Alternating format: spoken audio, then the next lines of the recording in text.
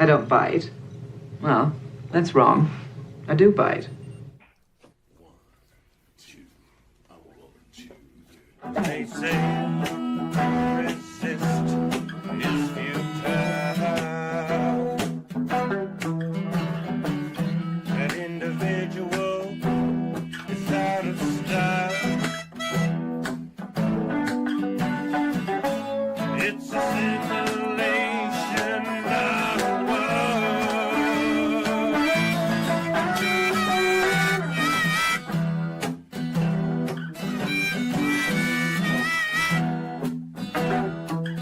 but I know less about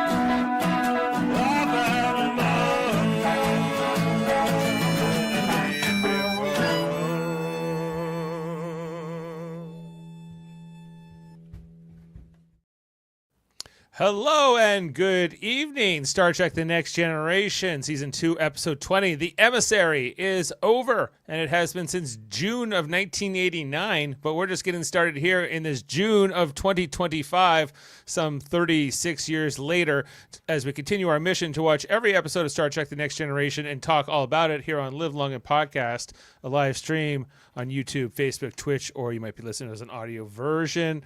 I'm Dave Mader. We got a great panel here to break down yet another episode of Next Gen. Coming in first, it's the special emissary. It's Jody Simpson, or is it Kadosh tonight? I am Kadosh. It's Kadosh. How dare you? How dare you? I come all this way. You come all this way in a class 9. I'm looking for a frozen Klingon.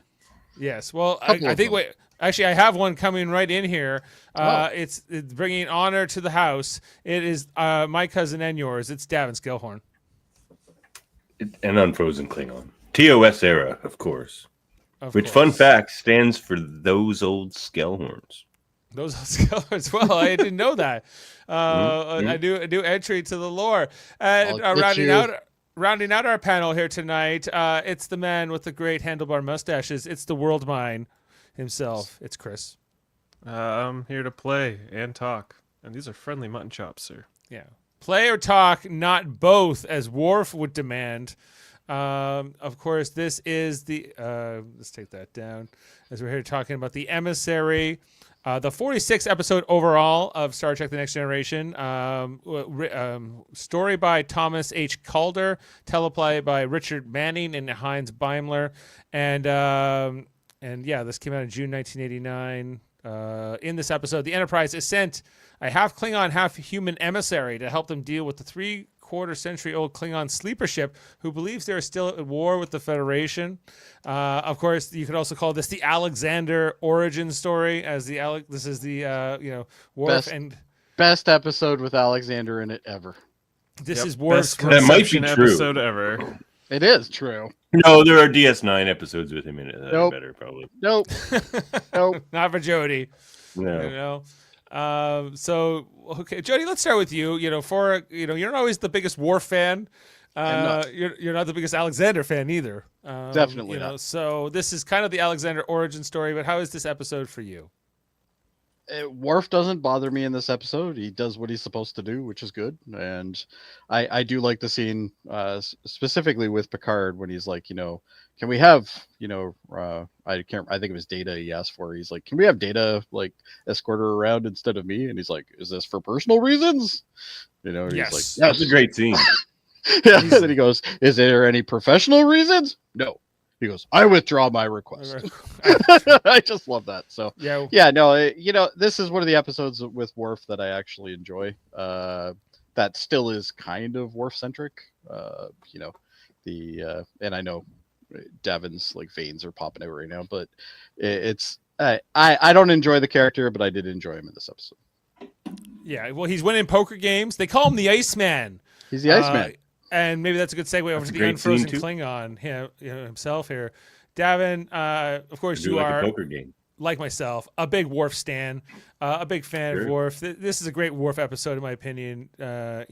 He's even great. Because we're honorable men. Honorable men. Is there nothing else what is that Klingon? What does she call it in this episode? Oh, Whatever happened to that wonderful Klingon fatalism of yours? yes. Well, God, I have actually a theory, more better than a theory because we have evidence at this point. So I have some science here about Jodie and Worf. So as we see in this episode, let's just say unkind treatment is actually flirting to a Klingon. So all this time, Jodie has just been rampantly flirting with Worf and Alexander. and Alexander. Oh, I mean, the proof is in. Talk or The play. proof Not is in the both. roast egg blood pie. is the proof It's a good there? theory, but it's completely inaccurate.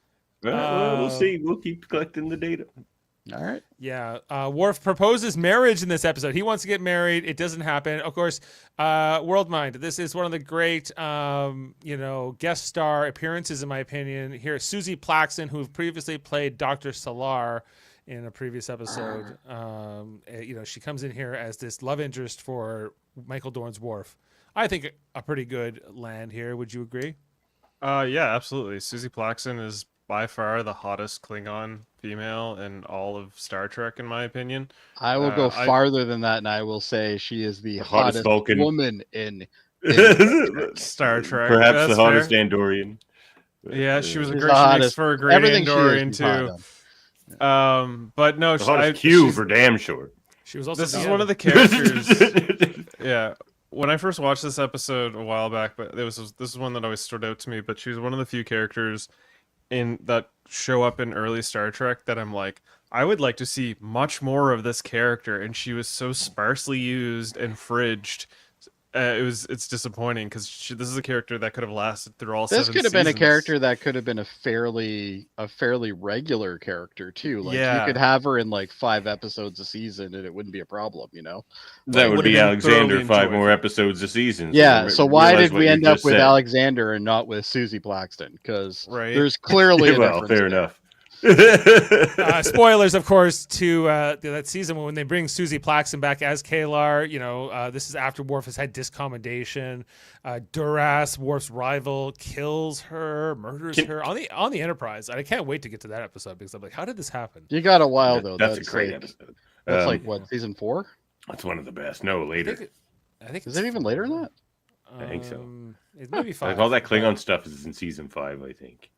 Yeah. Also, I is think- this like one of the first episodes that really explored Klingon mating rituals? They alluded to it in the episode in season 1 with Q, where Riker was They're off too that test fragile. from Q, and there was like that kind of fake Klingon woman that was invented by Q, or was it Riker? I think who created her, and he was Yeah. like, "This is sex, but not for me. It's too alien. I can't do this anymore." And Okay, so we all agree Susie Plaxton is amazing and a 10 out of 10 all the time. But Hottest woman in Oh. Star Trek. I have a question about Kalar here for a second. Okay. Cousin Dave, why Yes. is Kalar on the Enterprise in this episode? she's a special emissary sent by the Federation. She seems do be, she's there to represent the Federation government, I think, in some respect. Well, I think it's actually to. Does she have a mission? Does she have a directive? She seems to either be an ambassador from the Klingon side or from the Federation side, or both. Perhaps her dual heritage uniquely positions her for such a role. She seems to be in a similar position, maybe to what B'Elanna Torres was doing in that alternate future in Endgame, where she had like So- sort of a voice Okay. at the High Council level. Fine answer. But the reason I ask is because her only objective that we can tell is to kill those Klingons. She's not interested in other plans, any other ideas. She's like, was she sent there to just kill those Klingons by whoever sent her? Is my question here. And if not, she sucks at her job. I think she's also sent there to be an advisor in some respects. That's what I mean. As an advisor, but I she think sucks. Devin All does have her a only point thing there. to say is, "I want to kill those Klingons." if she is an ambassador for the Klingons, then why is she all like, up in arms about not killing them? Like she's like, no, we're gonna kill them. Let's just kill them. We're killing them, Like, Klingons. You'll yeah, have let's to just kill kill them. these guys. They're not gonna go any other Because way. It's We could so talk to them first. simple Don't as- Devin's waste got a your good breath. point though. Like she could be an operative for Well, the she Klingon says we'll government. try not to kill them. We'll try diplomacy. But the fact of the matter is, these are Klingons from 75 years ago who think we're at war. They're going to attack a Federation base if given the chance, and you may not have a choice. But we can try. But I think she's there. She's there also to sort of advocate for the civilians who could be at risk on some level. So I feel like she's there to represent the government. I just don't know which government she's there to. No, and they're not really clear on that because the way that like the admiral words it, or whoever it was, whatever her name was, the one that looked like she was sitting in a corridor.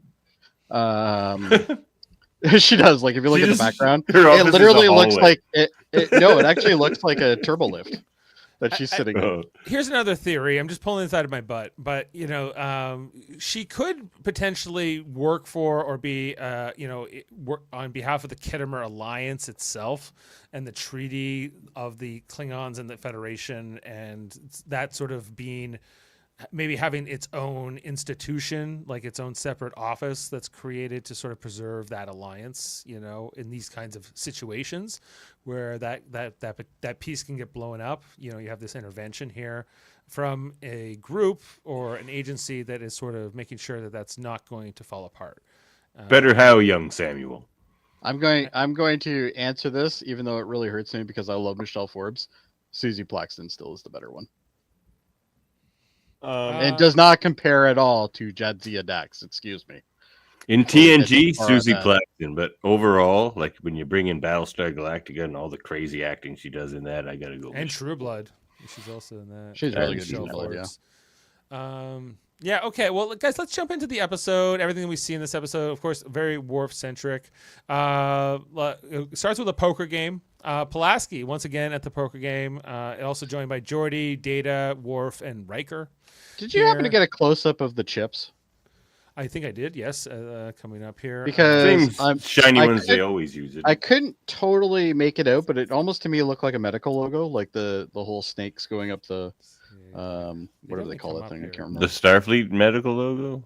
Well, no, just the normal medical logo, but yeah, you see, can't really see it there. I Like think on one it's side of the I think chips, it's it some kind says of 50, value. which is fine. Right. Yeah. Well. Yeah. The point. Dave, of this, enhance, Dave, Enhance. enhance, enhance, enhance some more. I Well, can't if it's a value, see that amount in Riker's hand there? Every time Worf throws in that amount, he says 50. 50. So I think this is 50. Maybe it's 100 for the golds that we see off here to the sides. Anyway, Yeah, but there's two different logos, so there's a logo on each side. That's what I was trying to figure out. I think it's So those are I 5 think it's a chips medical and it's logo. a 10. perhaps it Yeah. is. The point of this opening scene, though, Starfleet is regulation that- chips. Worf is doing really well at the poker game. Iceman. He's And the Pulaski's Iceman. flirting with him again. Yeah, there's Pulaski. Yeah, he's going for the I think to describe it Totally as flirting is flirting. accurate. Pulaski with likes Worf winners. That's what it is. Pulaski. She likes a is- strong man. She does, throws yeah. some shade here at Riker. She's like, "Got cool feet there, Riker. You're not willing to go for it." Like She Kyle can't, Riker. she can't go for Riker because she was already banging his dad. That'd be so weird.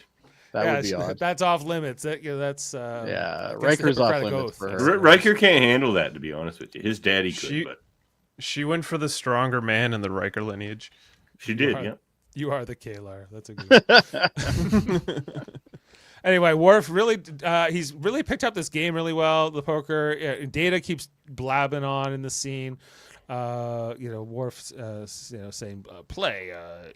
Talk or play. Talk or play, not both. Anyway, Worf wins this hand. His against Pulaski straight as she goes pretty much all in against Worf. Look, come on, this is a great Worf episode. What he's got? Full House. Yeah. Aces over Queens. Yeah, it's an insanely insane hand. Yeah, it's a decent hand. She's better Right, I beat a flush with one of those there not too long ago. Yeah.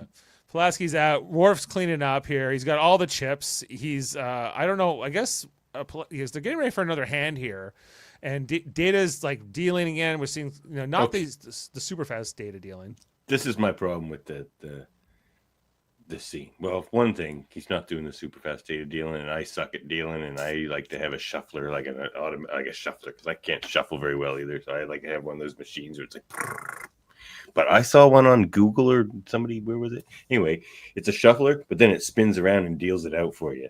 Yeah, the Japanese ones. Data's basically that, right? But with a only he's not in the middle of the table.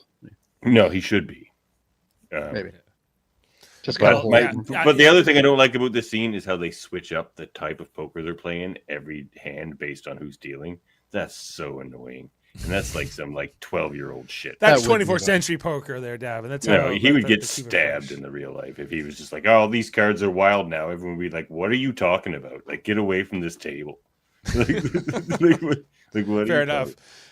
You see here that Data gets Jordy to cut the cards, and Jordy just slaps the top of the deck and says, "That's good enough. That's your cut." Yeah, he just doesn't want the cards cut.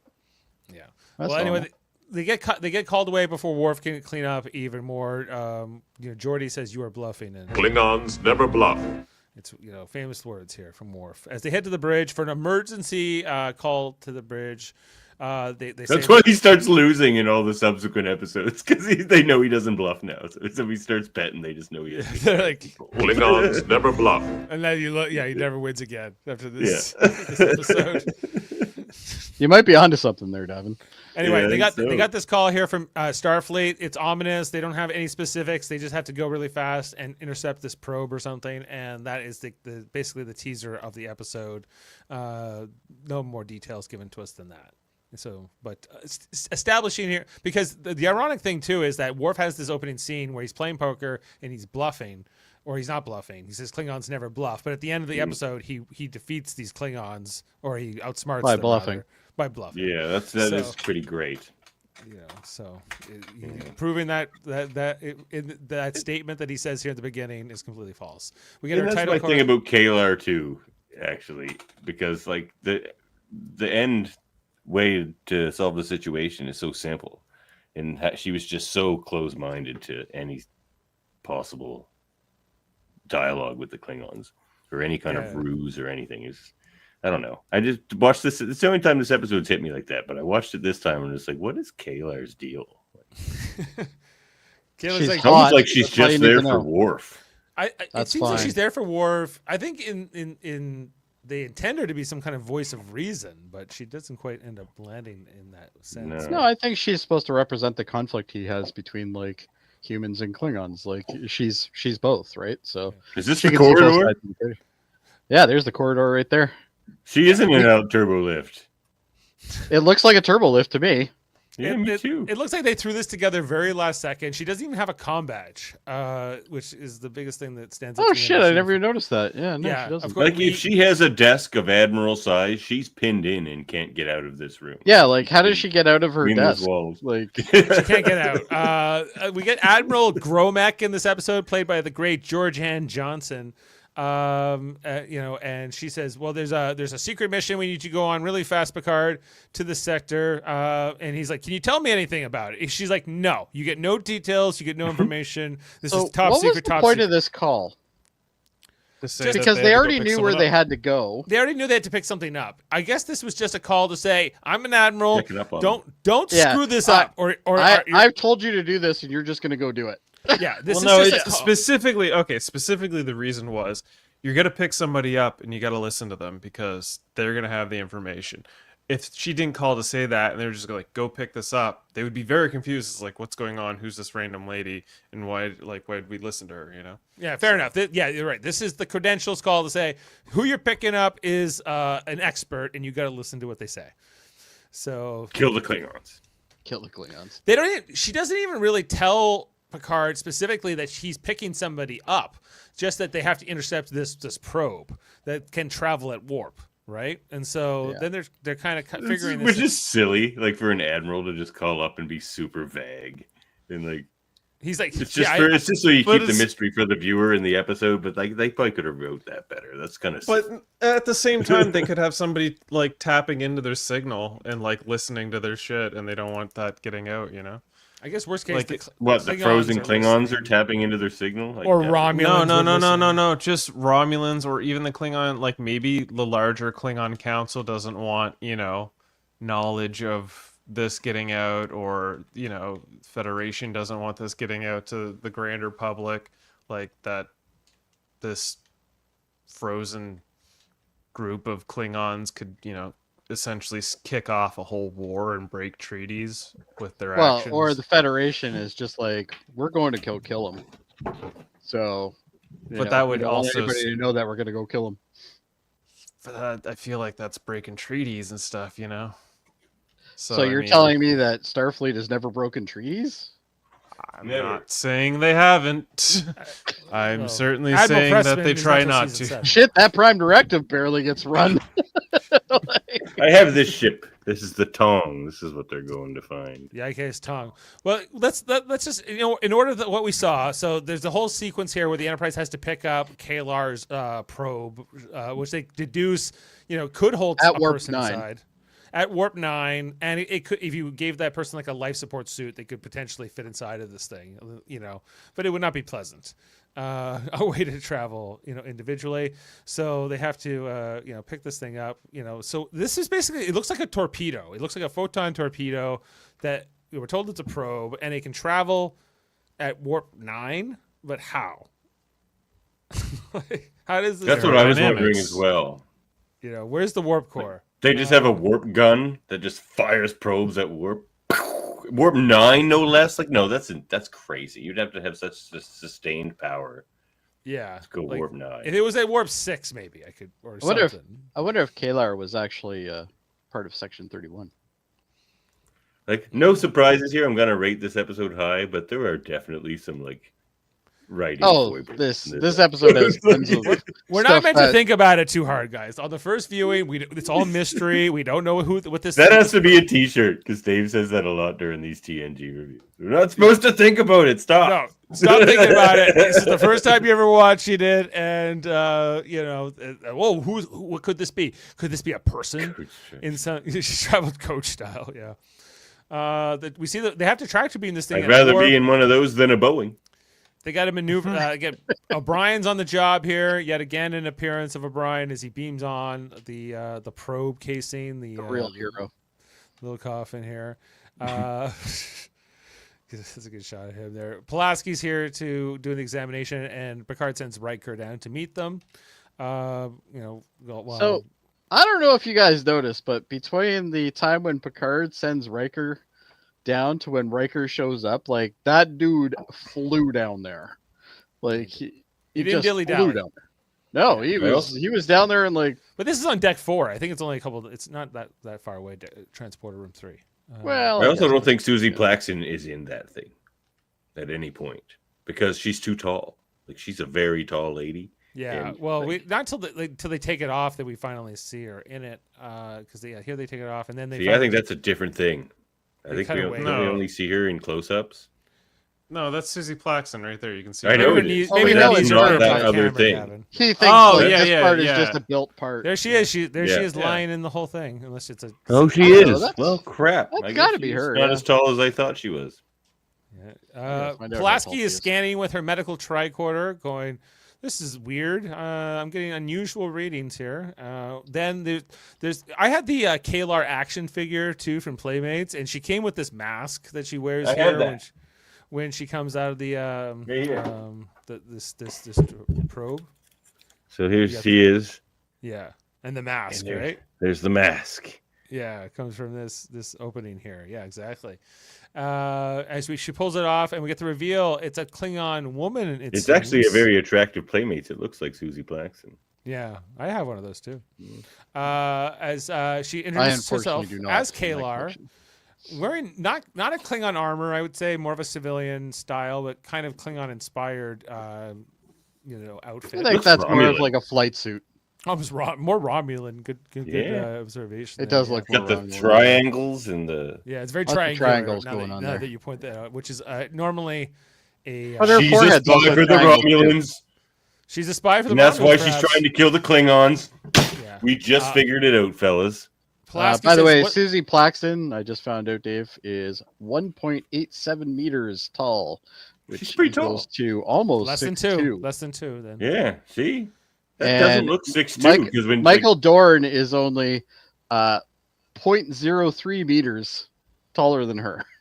Oh well, I'm only probably- I'm about that height, so she's probably about my height, Susie Plaxton. Yeah, I'm Anyway, 6'1", do you think you so could she's fit in around that thing? Well, anyway, I guess that's The big reveal, the big deal, I think, in this episode back in the day was when KLR announces to Pulaski and Riker that she's half Klingon, half human, because the medical readings are a little because off. at this point in Trek, that isn't a possibility. That has never been revealed, and they're saying it can happen. There can be half Klingon, half human.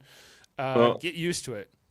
Heather's not here, so I feel like I should point out how cool Kaylar's hair chains are, especially in that last shot. Not that one, but Yeah, the chains are neat. There's a couple. they're pretty cool hair chains. Yeah, Heather has made us all much better at calling out the aesthetics and what Definitely.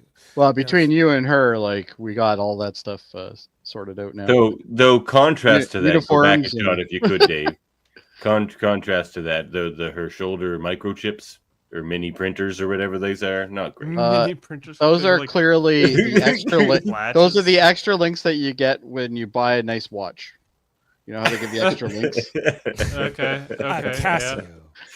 Yeah. Okay. Anyway, so she then comes to the conference room, and Worf immediately, recognizes her clearly as the introduction comes here. He gets mad right away.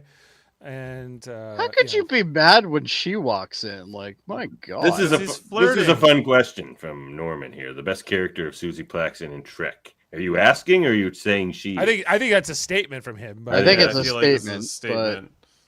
yeah. But that's a good question. But this is my. I would say that I love the female Q role, but I think that this is my Yeah. favorite. Kaylar. I and think the- she's slightly later hotter episode. as female Q. However, No, I like her. I like her and Worf together. I are like a pretty good. Klingon floorhead myself. She's got pretty good chemistry here with Michael Dorn compared to her and John Delancey. oh yeah, they're fantastic. I would That's say. true. She said Even she though already her knows dialogue Worf. in this is absolutely terrible compared. They had to known each other from 6 years other ago, than- which I think is before Worf at least maybe he graduated from the academy while he was at the academy. They don't get too specific about how they know each other from before. Though when she walks in on Janeway, Q, and that little dog, and she's just like, "What are you doing with that dog?" And I'm not talking about the puppy. That's pretty great. That was a great line. Yeah.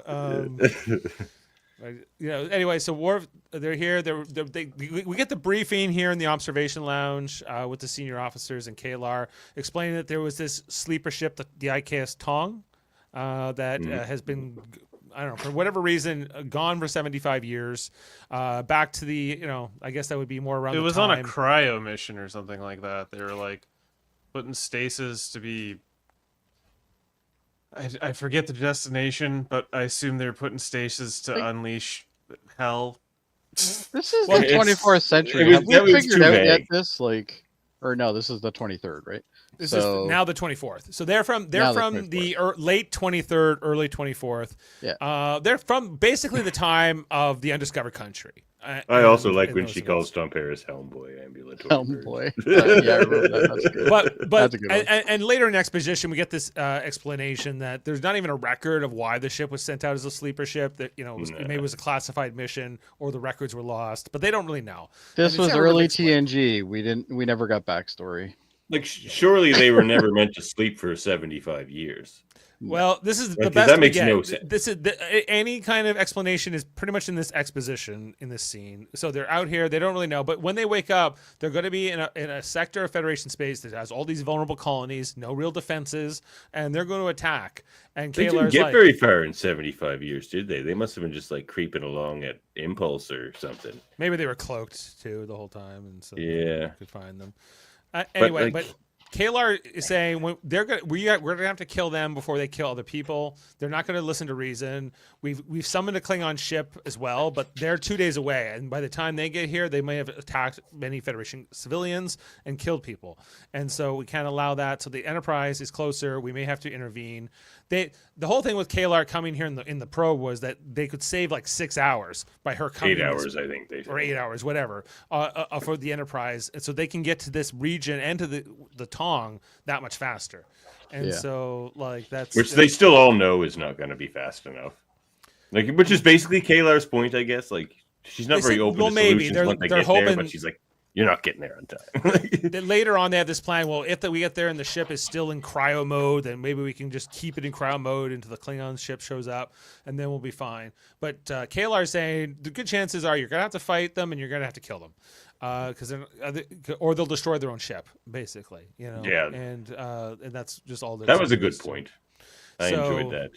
Picard wants options. He's saying, no, I don't accept these terms. I'm not going to deal with this. We got to do better. And so, anyway, he kind of, even though Kalar's kind of dismissive of all that. And anyway, this briefing eventually ends. Troy takes Kalar to her quarters. And then... I do like the conversations between those two. Like, they have some... Troy and Kalar are a good combo. They get two pretty good scenes. They do feed off of each other pretty good. There's this whole thing here where Picard then orders Worf to work with Kalar, the special emissary. He's like, I would prefer not to. I love this line. And he's just like, well, are any of these reasons professional? And he goes, no. And he goes, request withdrawn. Sorry. He asks if they're personal, and then he's like, yes. He's like, professional? No. And it just raises an eyebrow at him. Mm. Yeah, it's just a look. There's a couple times where... But this is a pattern we see with Picard and Worf, though, because Picard will, throughout the series, he will almost kind of stop Worf, make him think for a second, and then tell him this is how it's going to go. Picard acts like he's I thought you were going to make a different point, Jody. Well, make your point then. Picard is actually a bit of a dick to Worf. He actually puts Worf in situations that are uncomfortable for him, especially with other Klingons. Like in sensitive situations that could really go wrong. Like whenever he always pushes Worf into these weird Klingon situations that Worf doesn't want to do. But he's it's the just Klingon weird. He doesn't do that. So he would have to. Yeah, but it's like he's just like, hey man, there's this Klingon. I don't think I'm the best officer for this. He's like, no, I it's agree a Klingon. You completely have to with do Black it. Cots, by the way. Completely agree. Of course, I think we all do. Absolutely gorgeous. So the whole scene here where it's Kalar talking to Troy, and Troy says, I didn't know that it was possible for Klingons and humans to have kids, and she goes, yeah, with some help and my parents. And then they have this bond where Troy reveals she's half Betazoid, half human. And being from two different worlds and what that's like, Well, and I like how they have the contrast between the two, right? Because Troy's like, oh, I never felt trapped. I just, looked at it as an opportunity, and Kalar's like, no, this totally sucks that I have two things that I got to deal with here. Okay, so one's optimistic and one's very pessimistic about the situation, and they're technically in the same situation, right? Yeah, they have an interesting discussion about that. Okay, I also want to talk about the quarters that Kalar is assigned here in this episode, which we're coming into here that Troy leads her into. Who decorated this? Deer antlers. Why are the golden deer antlers and the gold plates and the golden embellishments here? This is not standard in the Enterprise the purple quarters. furniture. But this does bring up a good point, though, Dave.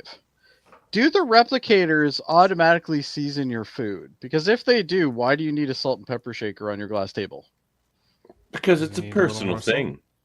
Maybe there's candles. I definitely want more black pepper than the average person. I think they're candles, guys. But it would do that. Oh, they could be. Oh, you know what? I think you're right because they. Yeah, you know what? It does look like there's a wick in them. Yeah, I think Dave's right. Anyway, so there's food for thought. This whole discussion here where Kalar and Troy are talking about, more Kalar talking to Troy about her two different sides, for the human and the Klingons are the worst sides of her. I think I got the worst of each. Having my mother's sense of humor is bad enough. It's gotten me into plenty of trouble. My Klingon side can be terrifying, even to me. That I keep under tight control. It's like a terrible temper. It's not something I want people to see. Sometimes I feel there's a monster inside of me, fighting to get out. And it frightens you. Of course it does. It gives you strength. It's a part of you. That doesn't mean I have to like it. No. She doesn't have to like it. Except B'Elanna doesn't tamp down the temper. Yeah, and I'd say that I'd say Kalar is definitely a character that got it really adapted into B'Elanna Torres. It's hard not like it's a lot of the template's there. the template's there with some the human thing on adjustments. hybrids have issues, man.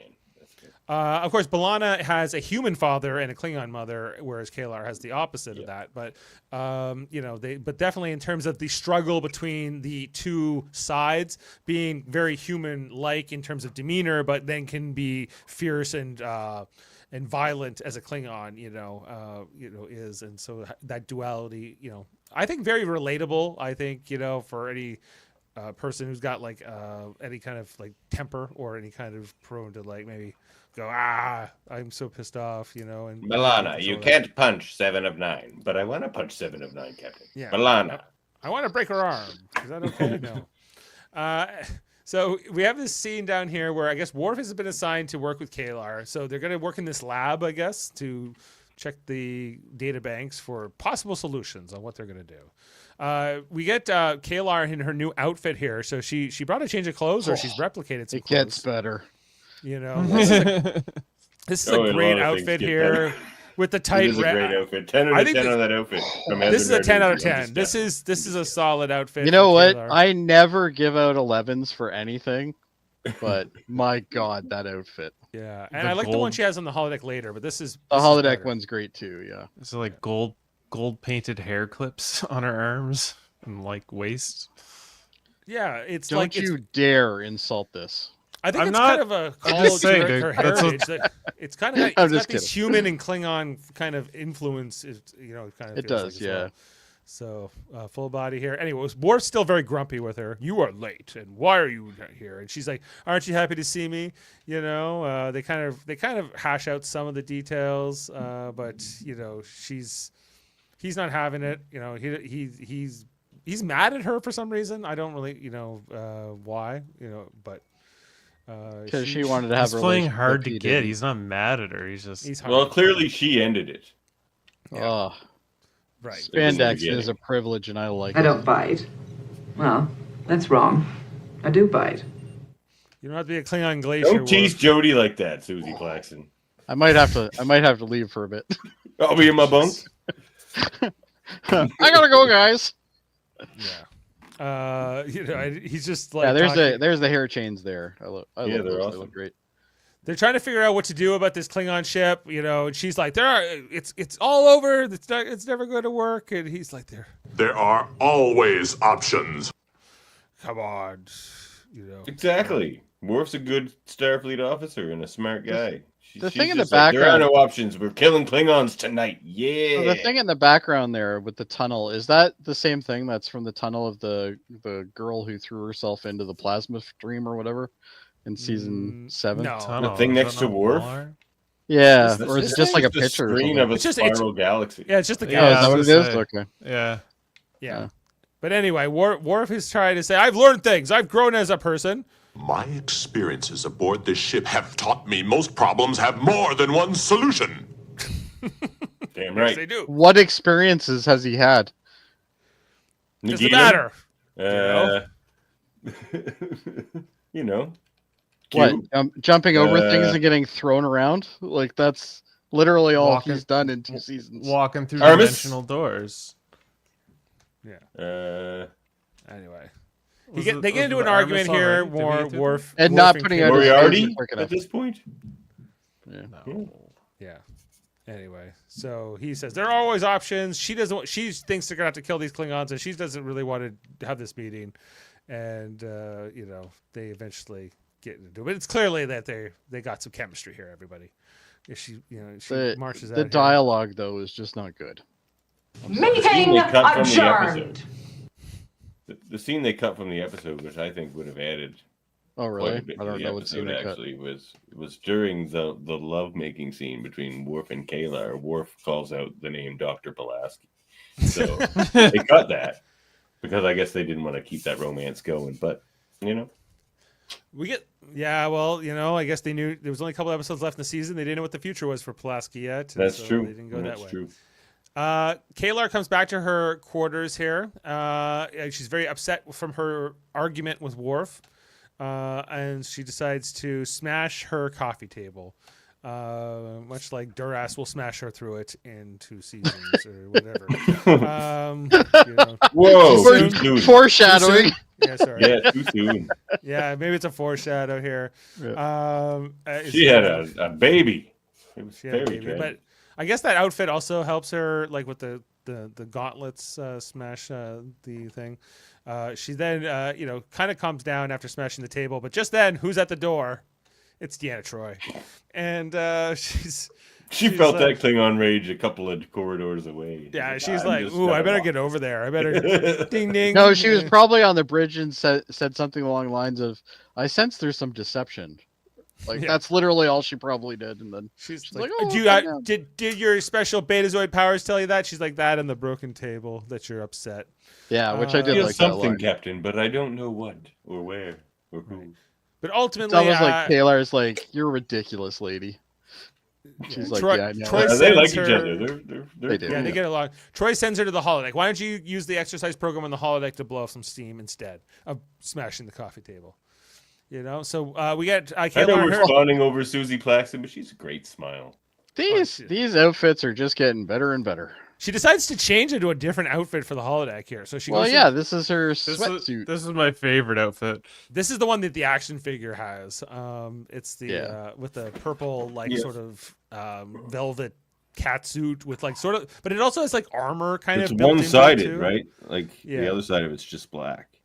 Right. So it's got a thing here. She's looking at the holodeck programs. What is she going to play? I still got to here? get that one. She's I come. don't She's have come that clearly ready for battle. So she's like, "Oh, will I go scuba diving? Oh, will I do some Dixon Hill or some race? Nobody picks that. Racetrack to Longchamp in France, Earth. Carnival celebration in Rio is another option here. What about the Rapids? Is O'Brien's Rapids program on there? Oh, There it is should be. There is the Shikar Desert Survival program. It's the Vulcan one. Yeah. On Vulcan, so that could also be a good one. To I try, have but a problem with this listing, but I'll wait until later to talk about it. We have the Klingon Rite of Ascension as well, but also, of course, Worf's calisthenic program, which is what catches her eye here. So she decides to pick that one, and she heads into the holodeck, ready to go. Of course, I think we saw this earlier in the season with Worf and Actually, Riker. sorry, Dave. Can you go back to where the pad when she enters? Yeah, here. One more. Okay. Why does it say simulation in progress if she hasn't picked anything yet? Well, she just did, didn't she? Or I think that's when. Oh, it okay. starts. Maybe she did. Yeah. Okay. I think that's once it starts to go into progress here. Gotcha. So she comes in. We got the lighting on her suit looks a lot better now. And she Picard picks just up. leaves Dixon Hill running. That's why, Jody. He's like, I'm just gonna go to the bathroom, Riker. You take the bridge. Kalar puts on this. But huge, your last one was 3 hours. This huge Get back in the gauntlet with spikes and chains on it, and this also came with her action figure. This big glove thing. This gauntlet. Is not Mine good. didn't. Mine bought mine loose, so I don't have the gauntlet. I'm still trying to find that action figure. She's ready to go here. Worf. Then Picard comes to the bridge. He asks for a report here from Data. Worf ends up coming. This is his version of coming, I guess, out of the argument, and he comes to the bridge. Guys, we get our first shot here of Diedrich Bader from the Drew Carey show. I would have and never knew that. Office. He doesn't get a line, Space. does He gets. Oh a no, couple he lines. talks a lot he? actually. Oh, does he? He gets a Yeah. couple lines, but he rarely. He's not looks usually up. on screen when he's talking though. You really see the whites of his eyes, but he is here. I guess Worf's sort of relief man, and Worf's giving him hell at the console so much that Picard and Data notice here, and then Picard goes, "Hey man, why are you giving Diedrich Bader such a hard time? Be Like nice he's to a cool Diedrich guy. Bader." He gives me weed, and you should get off his case." And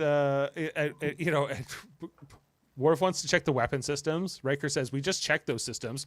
Well, maybe I think they need to be checked again. I feel it necessary to check them again. Every time I see Diedrich Bader, I just think it's just like, well, you know what I'd do with $1 million, man? 2 chicks at the same time. Chicks at the same time. Exactly. Well, Riker would go for that too, right? Oh, in a heartbeat. That's why he's there. Doesn't need $1 million though. Yeah. That's why him and Diedrich hang out. But Maybe. I have a serious question though. All right. You're a Federation officer. You have this Klingon acting like a jackass on the bridge. Why is he still there? Well, This has happened numerous times with him already. Picard's dealing with it, man. Just let the captain do his job. But like, you know? why do they always give him like 20 shot? Oh well, he's Klingon. He's allowed to be mean. He's having a Like, rough Karma, time. man. He's still a He's fucking species. officer.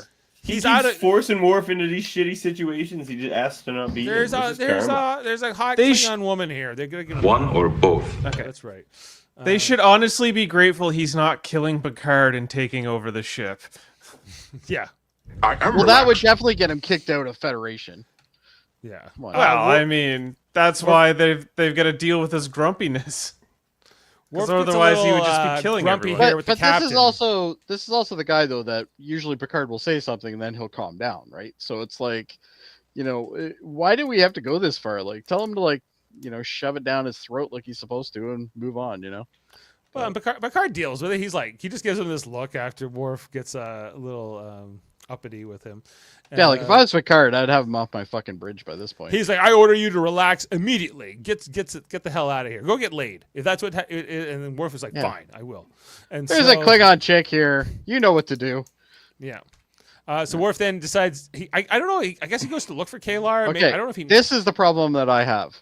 Okay, we have these holodecks, and we know damn well that people are having sex in them. Okay, like Oh yeah, that's Hardcore, mainly we what know they're that. for. yeah, exactly. So why does this display show you exactly what program's running right now? That's why True. you would have to to the have person code who's names. walking by. You would have to have code names for your programs. I think for this. Riker Oh, Sex yeah. Program 1, Riker Sex Program 2. No, they're just called. It just says Riker Calisthenics. You know what it is. And, Riker, Riker calisthenics, Tropical. and then in brackets, two calisthenics. girls. yeah. Wasn't Tom Paris's program just like Captain whatever? Captain Proton. Captain Yeah, Proton, Captain Proton, Captain Proton. Let's take away the T. Captain Prawn. What is? Sure. Okay. I guess would be that one went prune. over Dave's If head. you took away the T, it would be prune. Okay, guys. The young ones these days, the kids tend to refer to porn as prawn. We're I old. didn't know already. that. I didn't know that. And you are too. yeah. Start acting like it. I knew that. I've watched I so might be much the oldest one Prune. here. That's why Jody laughed. I know Jody got it. Yeah, I totally got it. Anyway, Well, Worf's Jody, like you're older It wasn't than a highbrow joke or anything, but still, it was good. Worf walks in on the program, whether she wants to him to or not. It might be an invitation. She's fighting this guy, this monster in the The program. monsters in his programs are weird. They Where's are the very yellow strange. skull guy? Does he show up? Yeah, the guy from Masters of Worse the into Universe? bestiality, Oh, and yeah. this is He's his the sex coolest one. program. There we go. His he version of shows- live action Skeletor. Yeah, Yeah. it's what a Skeletor is like. It's a Skeletor mask, I think, with some like new teeth added on or something. I would buy that mask for Halloween if I saw Yeah, it's it. pretty cool. Anyway, Kalar. I saw that I'd buy that mask for you. Kalar shows that she can handle herself. thanks. As she takes on both of these little monster guys while Worf looks on. He's like, Being- that's okay, but this is only level 1. yeah, she's like, this is too easy. I can do it. She's even like really intense here. She's like Scarecrow and Skeletor. Scarecrow. Yeah. That's pretty good. Yeah, yeah. So then, she's like, so what's it? What could be Worf? And he's like, I got swords. Let's fight with swords. And he goes level 2. Let's go. And so they throw the swords around. Yeah, they got this guy. Skeletor again. just gets back up all of a sudden. They just get back up. Yeah, they don't like reset as holograms in like the way you would. That would have been an extra shot they had to take, Dave. and Yeah, they're like the have actors some- will just get up. have some and that will be good. transition stuff. We'll just get the actors to get back up. Yeah. Yeah, It's so fine. they get into here. That's what They, happens in Mortal Kombat. they're Yeah. fighting with the swords. They're taking it on here. It's only round 2. I think ultimately Worf gets both of them, doesn't he? He kills both of these monsters in this round. He kills this guy including first. the Gorn. Including it's the Gorn, right? Yeah. And yeah, we see the sword go through here. The Skeletor man. His Worf's like, yes, I got him. And it's a cool shot. Slices him. Slices It the kind of. dice. I think this kind of holds out. It It looks looks cool. fine. As he poofs away. They're inconsistent with how difficult level 1 is because Susie Plaxton was having kind of a hard time with level 1 there, but in a future episode, like little 2-foot tall Alexander is in there, and I assume he's on level 1. Yeah, And he's doing all right. She was like, yeah, you kill all the monsters, Worf. So then she decides she's going to attack Worf, and Worf's like, oh yeah, I was ready for this. Come on, bring it on. Because I was waiting for this. He's like, finally, I'm being sexually assaulted. Yeah, It's about time. Susie Plaxton. They're there's kind of like this moment where they're gonna fight, but then they don't. And then they do the whole mating thing. It's a little. This whole sniffing the hands thing was a little weird, but they're sniffing the hands. They're biting the hands. They're right, or are they? There's blood. Blood will be involved here. Yeah, that's because he Get digs wrist blood her going. nails into her palm. It's pretty sexy, I think. This is for Klingon stuff. I'm gonna have to call Jane and ask her if that's sexy. Different strokes for different folks, I suppose. Is it not sexy for you guys? To Klingon? I didn't find that sexy, but Not really. I've seen similar mating rituals at the dog park. Yeah, they're usually connected for 20 minutes. Anyway, so Susie Plaxton and Worf are into it, and they're enjoying themselves here. She's got her nails going into her own hand. Is that Yep. what's happening? Anyway, they cut away. We don't see them having sex or even taking off their clothes because they come back and their clothes are back on. So there's kind of a commercial break in between these two moments here.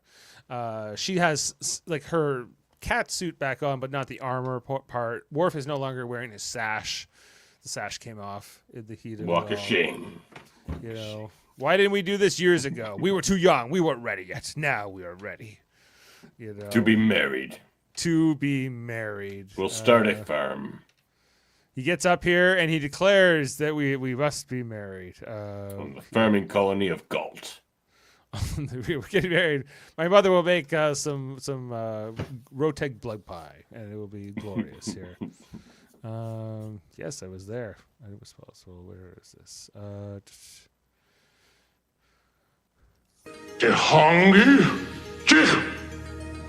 Wait. You can't mean. We are mated. He's like, no, stop. Yes, I know. I was there.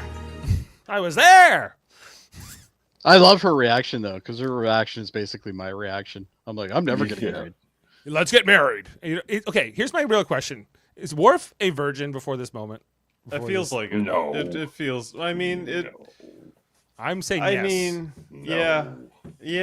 I completely would agree. His character's very stiff and short-handed up until this moment, and then after this moment, he starts to relax a little. He starts to become the Worf we all know and love, the warm Worf, because he's gotten his dinky stinky. So I mean, realistically, you put it that way, Chris. It's so romantic. Jody, where do you stand on this issue? Worf virgin or not virgin before Kalar? You know what? Until today, I had no idea, nor did I ever even care, and I still don't. Okay, Jody's neutral on the subject. But me and World Mind, we're saying yes. Seems like that. What about Davin? What did Davin say? Davin saying no way. Davin saying he's gotten down plenty of times. No, because they've been alluding to the fact that they've done it before. No, they've never done it before. Yes, they have. But if they've What done were it they before, just friends, and then they were like, "Oh, let's just not be friends." They no, went on they a couple were in dates, but it romantic never went. relationship. It went to like 3 dates. They never went all the way. They very clearly allude to the fact that they had sex, but he didn't propose any type of marriage to her because they were too young. That's clearly what they're. That's the no. I don't. I think they went on a few dates and then they never got it down. And he's been holding a torch for her ever since. And the closest he came was that fake Klingon woman that Riker made for him. When she was a Q last season. So Dave, I texted your wife because I wanted to know, and I said, "Hey Jane, do you find the sex scene hot in TNG's Emissary episode?" And what she say? Well, I can't say exactly everything because I don't know if I'm allowed to say this on air. All right. Do it. No. Well, to give you an idea, she told me that isn't your favorite role play. That is true. That's true. Because nobody has that. And cool that Taylor must suit remain yet. private. And we will leave it at that. Jane's got her favorites, of course. Which also will remain private. Jane rocks. Anyway, Worf wants to get They married do the here. Yar and Data one. Come on, you know it Worf's is. howling at the moon. I have the answer, but I will not divulge it. But Just imagine Dave saying, I'm trained in several techniques. I can just imagine Dave Dave says that busting out anyway. the monster. Marauder. I'm trying to get through this show, guys. Come Dave's on. just Well, then trying why to whip did out you his invite monster me and maroon, Jody guys. here? Come on. What's that? I said Dave's just trying to whip out his monster maroon. Yeah, that's what it's. That must be it. Anyway, Worf wants to get married. Kalar doesn't. She's saying, "What we can't. You're crazy. I'm not taking the oath. Get the hell out of here." And he's mad about it because he's like, "Well, the night had no meaning, and I refuse to believe that." She says, "Believe what you want," and she takes off. And Worf is sad. His sash is on the ground. And The hardest line there is she's just like, "What? You want to get married?" He just goes, "We are. We are married." He's just Yeah. like, "We are." Yeah, see, this is the basically are. That was delusions it. of a virgin. That was the Yeah, ceremony. that's what a virgin does. That's not what. Yeah, somebody- that is pretty virgin. Like now you Did can. they just hang a curtain in here, or what did they do? It's part of the calisthenics, Jody. We don't question it here. It's Okay. the Yeah, obvious. it's What webbing. is that? Is that Did like they just do it here on supposed the to be rock, is Rings what I of wanna Saturn know. type of thing. You know, I don't Very think they far did it from on the this rock. I planet. think they did it in below. the bushes, Over a rock? Like below over the a rock. rock. I don't And he know. threw his sash, because I'm only going to call it a sash. I'm not calling it anything else. It's a ball Uh, trick, actually. I don't give a fuck. It is a sash. That guy thinks he won some sort of Miss America or something. Anyway, He's of the he nobility. threw that up in the passion. Yeah. Well, anyway, okay. Klingons Well, definitely do it on rocks. they'll do it on rocks. They're rock hard. Anyway, You guys got Uh, against rocks. back to the bridge. Diedrich Bader at Worf's post here. My back does. Yeah. They are trying to get a hold of the Klingon ship, right? They're trying to figure out where it is.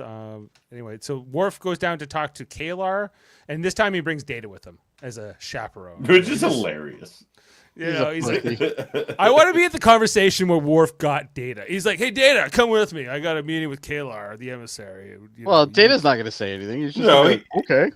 He wouldn't even say that to Data. He'd be like, he would just tell him exactly what he just told her. He's like, Data, I need you to help us analyze these, whatever. And that's like all he would ever say to Dave. Yeah. Dave would be like, okay, Lieutenant. She goes, "An android chaperone." You know, Data is a little. She sees aloof it to the whole right thing. away. She- Right away. Data doesn't. Worf is a little embarrassed, but doesn't really admit to much. I do like how she says, "Tell me, Data, who's weirder, the Klingons or the humans? Like, who seems more peculiar?" Hold on. That's the best line of the Davin's episode. right. maybe. Davin's right. He is a virgin. So he goes I'm to right. Data for sex advice. Davin was the one disagreeing with us. It was me and Yeah, I was Chris. disagreeing. Oh, that you guys think he was. Oh, I'm sorry. So it was you guys that were right then. Yes. I think because Data is actually his like mentor in sex. It was the other way around. He Where is do you think programmed in learned multiple these techniques.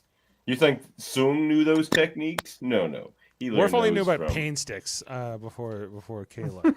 Well, we know who didn't teach him any techniques. Geordi. No, True. No, that's true. Data's got more moves than Geordi and potentially Worf. There's your virgin energy. No one's got more moves than Riker or Picard. Riker and Picard slay Do them you all, think but- at the height of climax, Geordi does say, "I think we have a coolant leak"? I hope so. Yeah. I'm sorry. I'm We never got a gonna be on coolant this leak in the again. warp core. We have to go. Let's get a breach. Anyway, I'm never going to be invited back to this again. there's this Me whole neither. in the scene here with Data, Kalar, and Worf. They're talking about the situations, the sleeper ship, what they might be able to do. It transitions to the observation lounge, where they're basically recounting the same thing that Data was saying. So it's kind of a cool transition. But basically, it's the same kind of thing. Like, best case scenario, we're going to find them in sleeper mode or not. You're going to have to attack them, but you know they're trying to come up with a different solution. Can you disable them? Not a lot of options on the table. You think that this team would be a little bit more creative? Like maybe we could put them in a tractor beam. Maybe we could, I don't know, even beam on board and try to, stun them all with phasers or something, and try to take control of the ship or something. There's options, but they don't consider those things very much here. Just then, I think Picard is contemplating the whole. The finality of the decision he might have to make in regards to this, but then It's Data on the bridge. He calls them. Hey, we're tracking them down here. They're coming live, so we need to get to the bridge. And we get this Klingon score. There's kind of this ominous music here as they're tracking down the Klingon ship, magnified to the nth degree, and we get this, the classic look from the not just the original series, but also the Star Trek movies, like Wrath of Khan, the D7. even the It's a D7. good chance Man. it's the same footage. I think it probably is actually.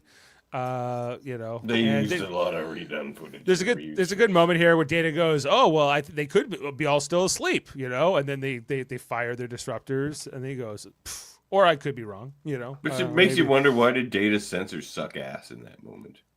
These Klingons don't have that kind of. It proves he's not. technology to He proves deflect he's his sensors. not infallible. He could be wrong as well. Anyways, we see that the Klingon ship cloaks too, and what are they going to do now? They could attack a whole bunch of Klingon ships. Kalar's like, that was your chance. That was your chance to destroy them. Now they're going to kill people. Geordi comes to the bridge, and he goes, "Hey, Geordi, can you track down their old cloaking device?" He goes, "Yeah, no problem, man. I can track it down. These old cloaking devices suck. We cracked the code years ago, so just give me a minute." Kalar again is like, kill them all. She's kind of the most murderous person going here, but she's Super so murderous. charming. Who can dislike her? Anyway, and then Worf Bloodlust goes. never looked so pretty. Worf goes, "Hey, I have a different idea. Want to hear my different idea?" Picard goes, "Yeah, I got them all ears. That's what I've been paying for you the whole episode to come up with a different idea."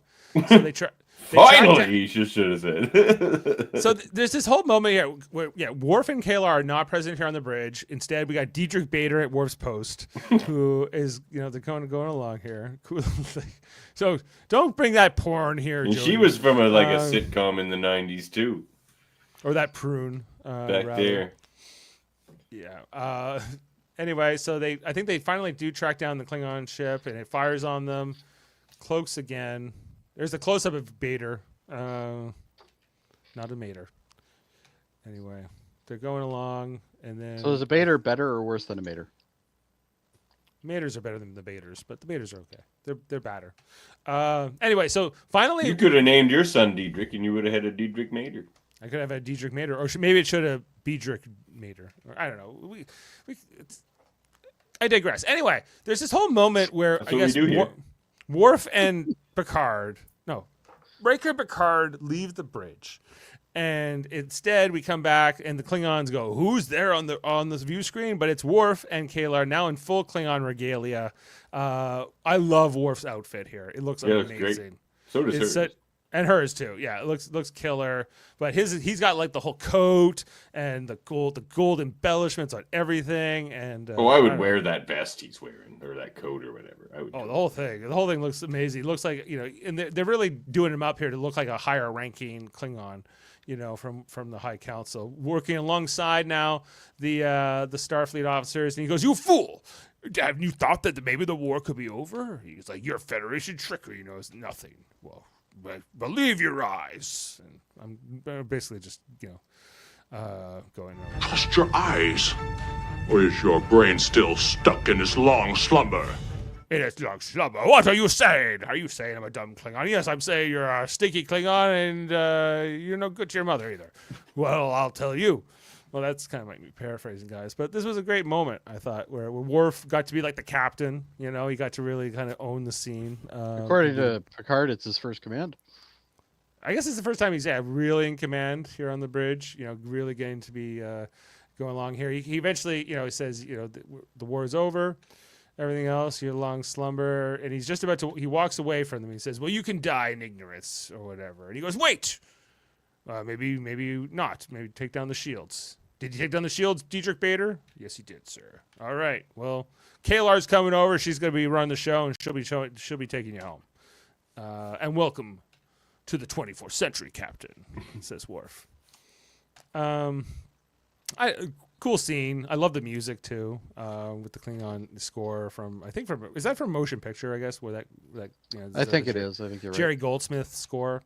Yeah. Great scene here. Love it. These guys are basically the Klingon Captain Bateson. They should have had Kelsey Grammer play that guy too. That's a good idea. Yeah. they are from that era. They kind of got like Christopher Lloyd back, but that would have been confusing, I suppose, because he died. You know what though? Aren't those the same two side Klingons? Like, isn't it from the Christopher Lloyd movie where they have that same shot? You think it's no? red, John and it's John got Larroquette? Krug in the middle, and it's got it was John Larroquette. No, John Larroquette was one of the side Klingons, wasn't he? In the third, Yeah, movie? in Star Trek 3. Okay, never mind. It might be his outfit or something like that. They reused a lot of these different ones, but yeah, it's good. Anyway, so then Picard and Riker come out of the ready room where they were not too far away. Worf gives back command of the ship to Picard. He was only in the ready room, but it's okay. And Riker's like, "How'd you like command?" He goes, "Pretty nice chair. How about you get me a chair for tactical?" He's like, "We'll talk. We'll see." Man, probably not. That metal kind of thing they have on their stasher that looks like a knife. That's pretty cool too looking. Yeah, the whole thing. What's interesting great. to me too is that 10 out of 10. When Worf does wear the Klingon armor most of the time, he doesn't wear his like baldric sash thing with it. You think you would wear it with if you wear it with the Starfleet uniform, you would think you would also wear it. He can't be Miss America right now. He's got other things to do. Okay, well, fair enough.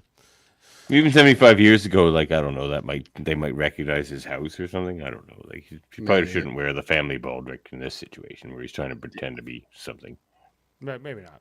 So anyway, they come out of the transporter room. Kalar's leaving to go over there. This is the only shot they ever show of O'Brien in this show. He's standing there, and they show him from the right. Maybe that's his good side. Yeah. He's always just chilling there. He's always pressing buttons in the transporter room, even if the transporter's not doing anything. He's just in case. So what it is? Diagnostics. It's kind of like keeping the screensaver, from coming on your computer. You just constantly moving the mouse. He's got to like hit a button or to keep the console running. No wonder he hated this job. He'll get a new job in a few years. Anyway, Worf says, "Buzz off, man. I'm taking over here. I'm running the controls." And Brian's like, "Oh yeah, okay, whatever. See you later." O'Brien, I didn't see anything, O'Brien. Like, make sure you mop up. Yeah, he's like, "Do you even know how to run this transporter? Shut up, get out of here." Anyway, so everybody in Star Trek knows how to use knows how to run one though. If you ever noticed that. Yeah, it's just like you just go like this. You just go up and down with your 3 fingers. It looks. Oh, there's easy. more to that, I'm sure. I don't know. If there is, they don't. Yeah, you press a few buttons first. Anyway, Kalar's about to leave, and then she goes, "Damn you, Worf! You were gonna let me leave without saying a thing, weren't you?" And he's like, "What do you want me to say? Are we gonna get married or what? Come on." And she's like, "You suck. We gotta talk." Anyway, they then have a heart to heart, and they have a see ya. Wouldn't want to be ya. A reconciliation.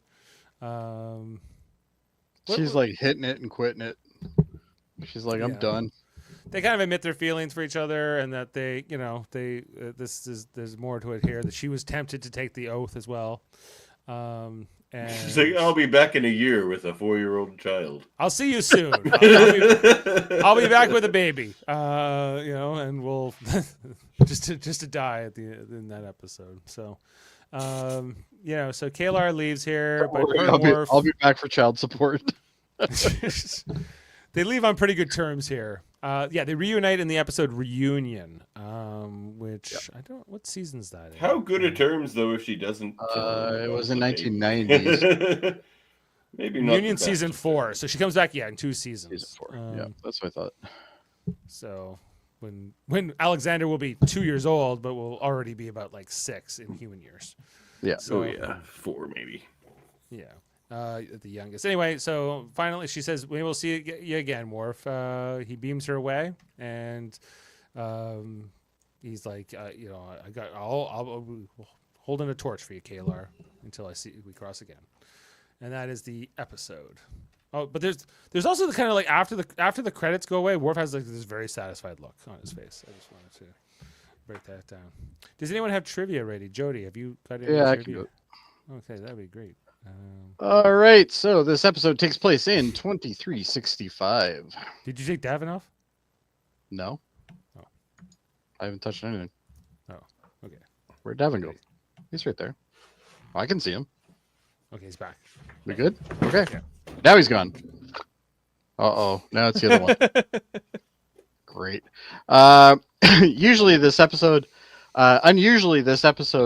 neither brings nor ends with a shot of the Enterprise. So this is one of the only ones that doesn't start or end with the shot. Yeah, that's weird because it ends on a shot of Worf's face, and I was like, it didn't occur to me until you told me that that's not the usual way to do it. Yeah. I've been picking up your flirtations, Jody. I'll give you a shot of Enterprise. Oh, the things I put up with. All right.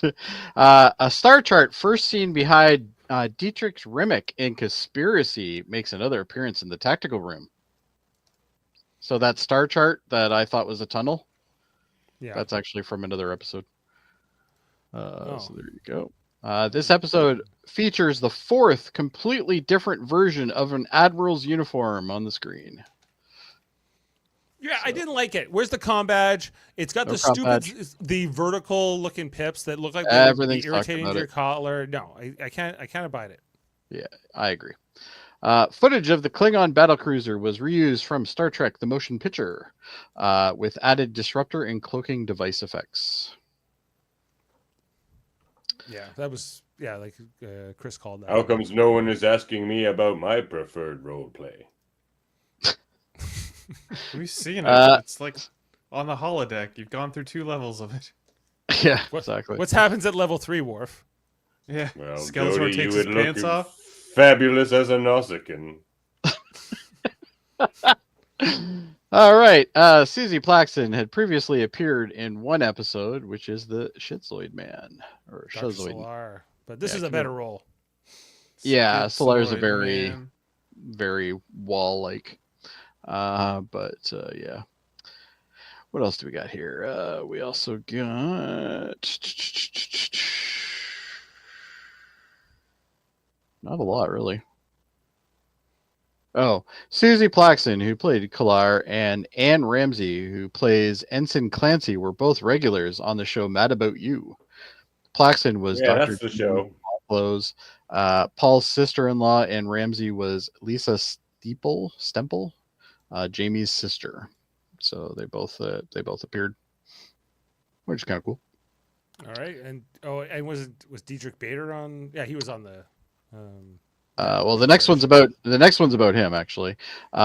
Bit players Anne Ramsey, which is Ensign Clancy, and Dietrich Bader, which is the unnamed tactical crewman, went to have major success as series regulars in popular '90s comedies. Ramsey, of course, as we just said about Mad About You, and Bader as Oswald Lee Harvey in the Drew Carey Show, which I always thought. Oswald Lee Harvey, that was his name. Yeah. He was also in Jay and Silent Bob Strike Back. He's the security guard at Miramax, and he's just like making Dave, sex. do you know what I would do with $1 million? What's that? I'm not going to discuss it, but it's similar to what your wife told me. Oh, he's also at the played end, you Batman. have to say, "What a lovely tea party, Jody." What a lovely tea party. Yes. Ooh, All right. And I think that's about it today, Dave. I don't think we need any more of this. All right, Oh, hold on. Sorry, I got Oh. one more. Sorry. Excuse me. No problem. Excuse me. I just got to find it now because I just lost it. Damn it. Okay. The original story of Kalar began with as a product of a Vulcan mother and a Klingon father, but the editors felt it was too unrealistic to have a Vulcan Klingon cross, which I don't think we've ever seen, have we? We've seen Klingon Romulan, but not Klingon No Romulan. no Vulcan Klingons. No No Vulcan Vulcan Klingons, though. Yeah. Yeah. That would be chaos. Anyway, that's it.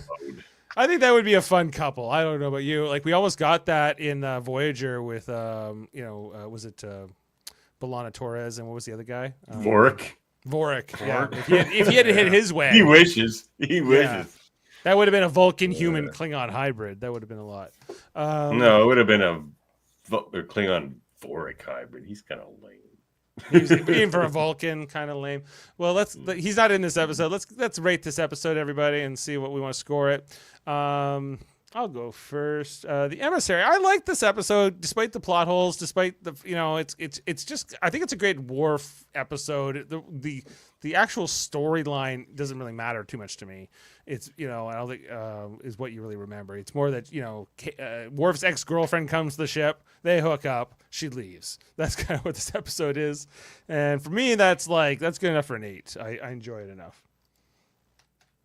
Jody. I'm gonna give you my score for the previous episode because you guys have that as an average 7.9, which is completely wrong, and my would be 5.5 on that. Well, you just Terrible brought down episode. the score. Good, and I'm okay with that. What All was right. As Manhunt? for this episode, I feel much higher about this episode. I'm gonna put this at an 8.5. Very good. Has some problems, but an episode where Worf doesn't bother me. That's a good episode. World Mind. I give this one a 7.8. Davin? I'll give Samaritan's Snare an 8. What one's Manhunt again? When Loxana comes to the ship and she wants to, get with Picard, and it's So terrible. I'll give it a 6. Yeah, this one I'll give. It's not. There's way better Worf episodes, but I'll still give it a 9. Okay, it's pretty good. This pretty is good. the best Worf and Alexander episode. So we're averaging on the panel tonight 8.3. This has a pretty good score on IMDb, 7.5. Compared to some of the other episodes in season 2, at least, so more of a little bit of a lower rating. Okay, and we're only got 2 episodes left here in season 2 because it was You have one episode and a flashback episode. there was a writer's strike that year in Yeah. '89, and so we get one more episode, and then we get like a clip show episode, the only one Star Trek ever terrible. did.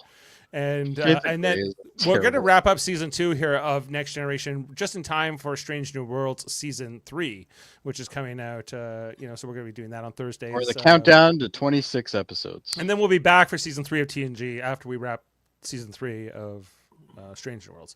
So, but next week we'll be doing Star Trek: The Next Generation's 21st episode from the second season, Peak Performance. I like this one. Me too. I think this is it's not a bad, if you consider this the finale of season 2, it's not the worst. Even though it's Who not. doesn't love some good finger milkers? Finger milkers, Yep. some strategy. We get some Klingon The guile. fact that you just told me that, I've never put that 2 and 2 together. I've never put that ever different again. There's Oh, like the man. war games, and then the Ferengi show up, and I think it's a great episode. not I a think bad it's episode. A strong episode, yeah. And then, of course, we have Shades of Grey, which is also going to be the season. I bet 2. you had nobody sign up for that one, right? Right now, it's just me and Jameel. And You Jameel, and Jaemeel, just- and that's likes probably the how bad it is ones. today. yeah, Jameel likes the bad ones, or the ones that have bad reputations, even. So I'll show up for Shades of Grey. you're coming to Shades of Grey. All right. Thanks for taking the bullet. Yeah. I am not showing up. I'll spend the whole time just bitching about the episode. We have a spot open for Peak Performance next week as well. So if anyone's looking for that, I can probably do that. all right. It's a great episode. So we'll have Heather, Justin, and Jody next week for Peak Performance. So watch out for that. It's no Heather Davin Jody episode, but what can you do? No Heather, Davin, Jody. If you didn't Can't know, have the A team all the time. well, Davin, this Sunday we're back for our next edition of Star Trek Live Longer podcast, The Trouble with Trivia. When is that? Isn't that Sunday? Oh, is that this Sunday? Cool. Yeah, think we so. do hold up Saturday with Jody at 8 p.m. Okay. 8:30. And then we have trivia. I got a busy weekend. And we're doing a behind the scenes Star Trek theme, so like more about like the real life actors and things. I was like that. gonna win, and then he friggin' invited. Yeah, we got Sean Sean Farrell Farrell, coming from so Trek Culture. There goes my victory. Well, no, I'm going to defeat both of you. you're it's all not. it's all I- going down. I definitely am going to watch this episode.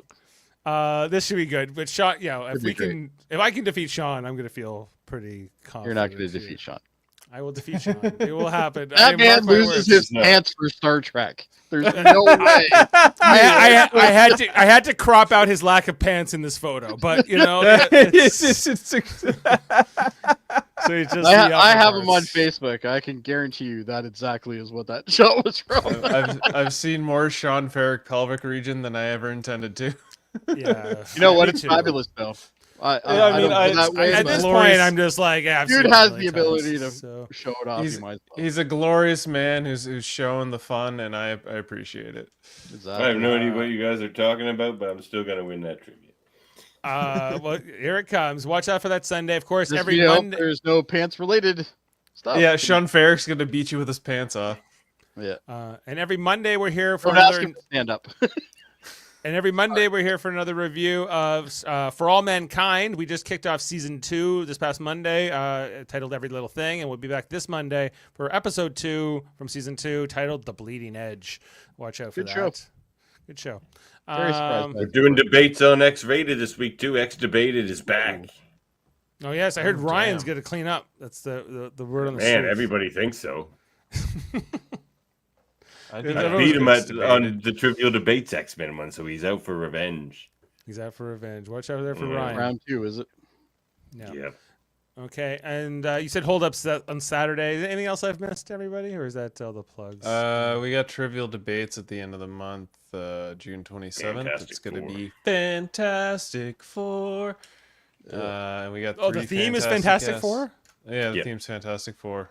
And we Very got specific. 4 fantastic people for that episode. Davin's going to be the host. I'm and we still got waiting 3 for an guys. invite. I used to be like the champion of the show. You want to come to the Babylon 5 episode? Self-proclaimed champion.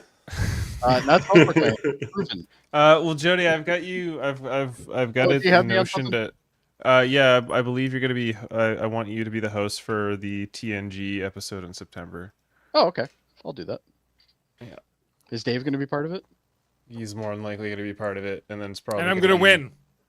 I get to Davin vote on and- whether or not Dave is right on something? This sounds great. and Davin and probably Sean Ferrick.